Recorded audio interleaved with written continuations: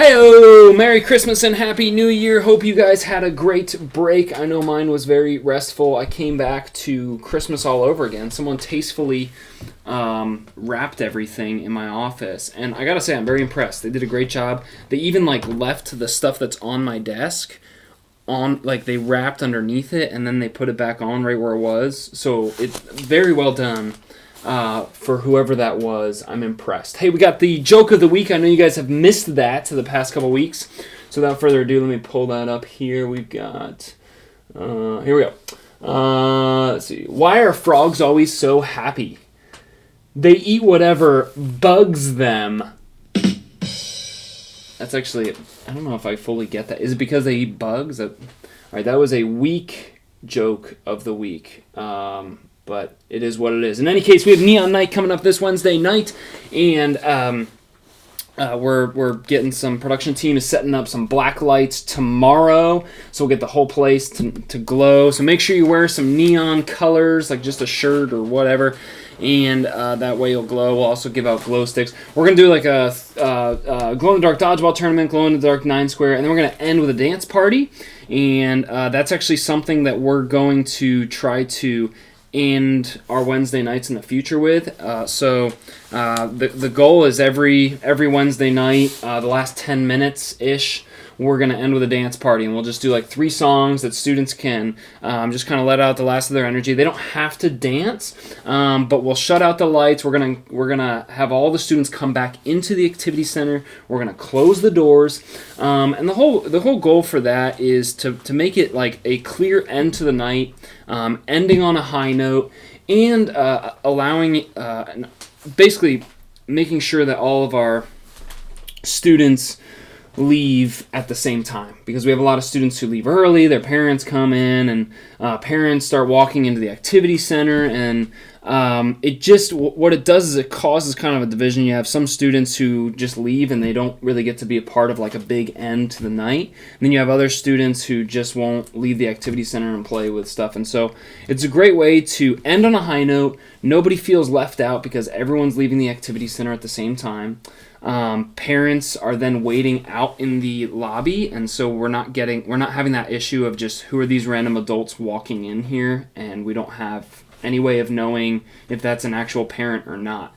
And so I think it's a safer option too, and it allows us to end on a high note. So students are excited for next week. That's a great way to end the night. And families are then welcome to hang out in the lobby if they want. But we'll kick, right after the dance party, we'll kick everyone out of the activity center, close the doors, clean up, and just kind of make it a very clear end to the night. And again, people can hang out in the lobby, but we'll just keep the activity center then closed off so we can clean up and get that all reset. I'm looking forward to it. I think it just has, like I said, a lot of positives to it. We're going to start a new series called Asking for a Friend this Wednesday night, and it is going to be, I think, a really great series. The whole premise is just tackling tough questions that people in our culture are asking, and probably our students are asking. And so it's going to be a pretty deep series, and there's going to be really tough questions. And then throughout the series, we're going to give you guys cards. We're going to give the small group leaders cards to hand out at the end of every small group for them to fill out any questions they have. And we're just going to tell them nothing's off limits. You don't put your name on it. We'll never know who wrote what, but just write whatever questions you have about life, about faith, about whatever, and then I'm going to review it. And the last week of the series, we're actually gonna do something special and look at a few of the questions that our own students asked. And I think that would be a really cool way to just give students the opportunity to ask questions, but it also the biggest thing is it allows them to feel okay asking questions, and it helps us form habits for our students to say, hey, if you have these questions, it's okay to ask them, but what do we do with those questions? Well, we want to seek God's word, and we want to look for answers to them. Even if it's not a direct answer, let's look.